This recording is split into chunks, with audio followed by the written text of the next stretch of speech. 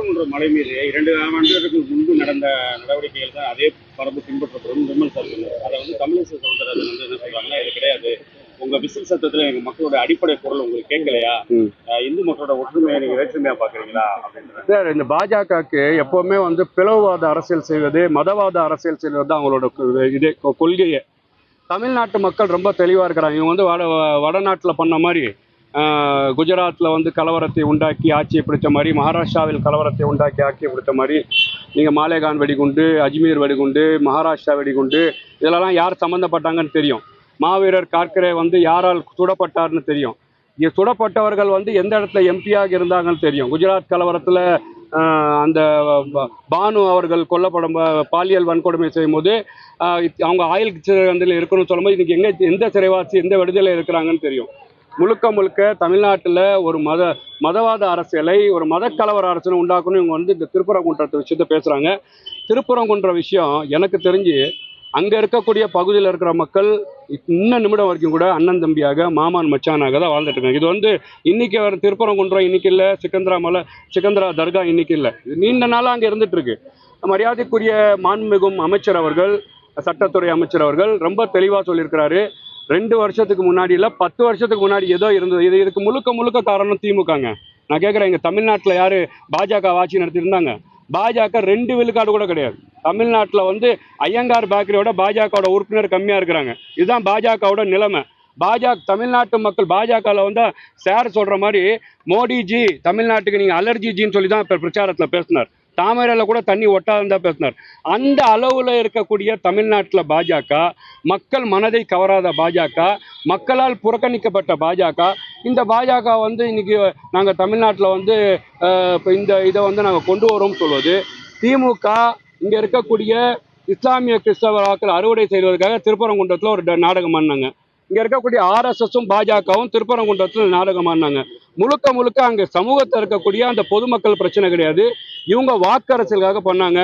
தமிழ்நாட்டு மக்கள் ரொம்ப தெளிவாக இருந்தாங்க. இவங்க 2 பேரும் வந்தால் தமிழ்நாட்டில் அமைதி குறைஞ்சிரும், இங்கே மதக்கலவரம் உண்டாயிரும். அதனால இந்த பகுதியில் விஜில் வரணும். விஜில் சத்தம் நம்மளுக்கு நல்ல சத்தமாக இருக்குது. இவங்க சொன்னாங்களா விஜில் சத்தம், தமிழிசை சவுந்தரராஜனுக்கு இந்த சத்தம் அபாய சத்தமாக மாறி இருக்கு. அதோட வெளிச்சம் தான் நீ பேசிட்டு இருக்கிறாங்க. சட்டத்துறை அமைச்சருக்கு வந்து இருட்டு தான் பிடிக்கும், வெளிச்சம் பிடிக்காது, அதனாலதான் அவர் இந்த மாதிரி பேசலாம் பேசுறாரு அப்படின்றாங்க. இல்லை, இது வந்து மக்களோட அதான் சேர் போடுற கோட்டு மாதிரி வெள்ளையும் கருப்பும், அதான் மனசு, மக்களோட மனசை தான் வந்து கோடிட்டு அவர் வந்து பார்த்தீங்கன்னா தொடர்ச்சியாக வந்து இதை செஞ்சுட்டு இருக்கிறாரு. தமிழ்நாட்டு மக்கள் என்ன மனநிலையில் இருக்கிறார்களோ, இங்கே எல்லோரும் ஒன்றிணைய வேண்டும். தமிழக வெற்றி கழகத்தின் கொள்கையே பிறப்புக்கும் எல்லா உயிருக்கும். இந்த நாட்டோட அனைத்து மக்கள் வாழ்ந்த தலைவர்கள், தாதா சாஹேப் அம்பேத்கராக இருந்தாலும் சரி, பெரியாராக இருந்தாலும் சரி, காமராஜராக இருந்தாலும் சரி, எல்லோருமே வந்து ஒன்றுன்னு தான் இந்த தமிழக அரசியல் வளர்ந்து போயிருக்கு. பாஜக இங்கே என்னவோ வந்து மலக்கரவத்தை முருகரை கொண்டு வந்தாங்க, எடுபடல. அப்புறம் வந்து பார்த்தீங்கன்னா வேற எதையோ தூக்கிட்டு வந்தாங்க, வேலை தூக்கிட்டு வந்தாங்க, எடுபடல. அப்போ தமிழ்நாட்டில் இருக்கக்கூடிய பாஜகவை ஒன்றுமே செய்ய முடியல. திமுக வச்சு வளர்க்கலாம்னு நினைச்சாங்க. ஏன்னா திமுக வந்து பாஜக தான் எதிரி, பாஜக தமிழ்நாட்டில் ஒன்றுமில்லாத பாஜக தான் எதிரி, பாஜக சொல்லி வளர்த்துச்சு. இப்போ தமிழ்நாட்டில் பாஜகவுக்கு வலுவே இல்லை. அதிமுக தமிழ்நாட்டு களத்திலே இல்லை.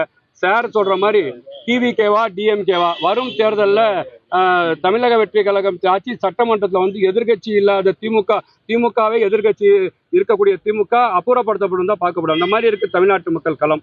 இன்னைக்கு காலையில ஆர்பி உதயகுமார் வந்து பாத்தீங்கன்னா, தம்பி ஜோசப் கொஞ்சம் பாத்துருங்க, நாங்க ஒன்னும் தோத்து போன கட்சி கிடையாது, தோத்து போன கட்சி தான், நாங்க சாகல, கொஞ்சம் பாத்துருங்க, நீங்க கவனமா இருங்க, ஆட்களை பூரா கூப்பிடுறீங்களா, அவங்க எப்படிப்பட்டவங்க, உலகமாக நடிகன் அவர், உலகமாக நடிகன் அவர். ஏன்னு கேட்டீங்கன்னா, அம்மா இருந்தா செருப்பு இல்லாம நடப்பாரு, சசிகலாமா இருந்தால் ஆட்சியிலையும் இயக்கத்துலையும் ஒரே பங்கு வேணும்னு சொல்லுவார்.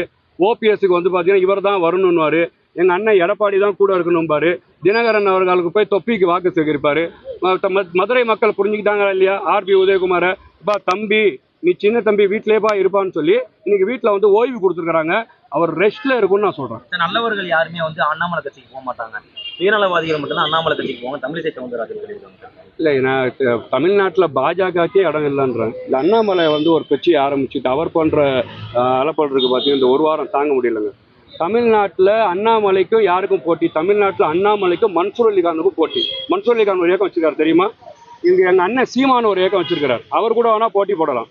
கமலஹாசன் ஒரு இயக்கம் வச்சிருக்காரு, அவர் கூட வேணா போட்டி போடலாம். இந்த மாதிரி சின்ன சின்ன கட்சியை வச்சு அன்னி அண்ணாமலையை இவ்வளோ தூரம் எஸ்டாப்ளிஷ் பண்ணுறதுக்கு என்ன தேவை? தமிழ்நாட்டு அண்ணாமலை எங்கேருந்து வராரு? பாஜகலேருந்து வராரு. பாஜகவினாலே வளர்க்க முடியல அண்ணாமலைனால. அண்ணாமலைக்கு எல்ஜிபே இல்லை, அண்ணாமலைக்கு தகுதி இல்லை தமிழ்நாட்டில் பாஜக வந்து தலைவராக இருக்கிறதுன்னு சொல்லி இங்கே இருக்கக்கூடிய எடப்பாடி பழனிசாமி போய் கம்ப்ளைண்ட் கொடுத்தோன்னு தூக்குறாங்க. அந்த லெவலில் இருக்குது அண்ணாமலையோட நிலைமை. அண்ணாமலை பார்ட்டி ஓப்பன் பண்ணி களத்தில் வராரு, மக்கள் சந்திக்க போகிறாரு. இப்போ இருக்கக்கூடிய அண்ணாமலை நிலைமை ஒன்றும் கிடையாது. அவருக்கு பேசாமல் 20,000 புக்கை படிக்க போகலாம். இல்லை தொடர்ச்சியாக வந்து பார்த்தீங்கன்னா அவர் நாடு மேய்க்கிறேன்றவர், அவர் அது விவசாயின்றார், அதுக்கு அந்த விஷயத்துக்கு போகலாம். இல்லை அப்படின்னு சொன்னால், ஏன்னா அவர் வந்து ரொம்ப சாமானியர்கள் அரசியல் ஆட்சியில் வரணும்னு சொன்னால் எனக்கு வாடகை கொடுக்குறதே என் தோழர்கள் தான், என் நண்பர்கள் தான் சொல்கிறாரு. முதல் வந்து தமிழக அரசியல் களத்தில் என்ன பண்ணார், இவர் இந்த இயக்கத்தில் என்ன செஞ்சாருன்னு பார்ப்பாங்க. இவர் ஒரு பெரிய பிம்பத்தை ஏற்படுத்துகிறாரு தமிழ்நாட்டு அரசியல் களத்தில். அண்ணாமலை யார் இறக்கி விட்ருக்கான்னு கேட்டால் இதே ஆர்எஸ்எஸும் பாஜக தான் இறக்கி விட்ருக்கு முழுக்க. ஏன்னா அதிமுக ஒன்றும் இல்லாமல் போயிடுச்சு. அப்போ அதிமுக நம்ம கொங்கு பகுதியிலலாம் வந்து பார்த்திங்கன்னா ஒரு கணிசமான சீட்டை பெற்றுக்கிறாங்க. அப்போ இவரை வச்சு பார்த்திங்கன்னா அவங்க முடிச்சு விடலான்னு பிளான் பண்ணி தமிழ்நாட்டில் ஏதோ இவங்க பாஜக வந்து ஒரு ப்ளே பண்ணணும்னு நினைக்கிறாங்க.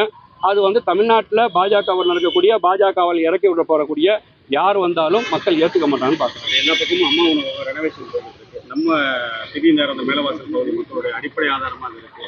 நீங்களும் பார்த்தீங்க, அந்த பணி முடிஞ்சு எப்போ மீண்டும் நடைமுறைக்கு சார்? அந்த பொங்கல் செவ்வாயில் வந்து 3 கடை, 3 உணவகம் நம்ம பகுதியில் இருக்குது. 2 வந்து ரன்னிங்கில் இருக்குது, 1 ரன்னிங்கில் இல்லை.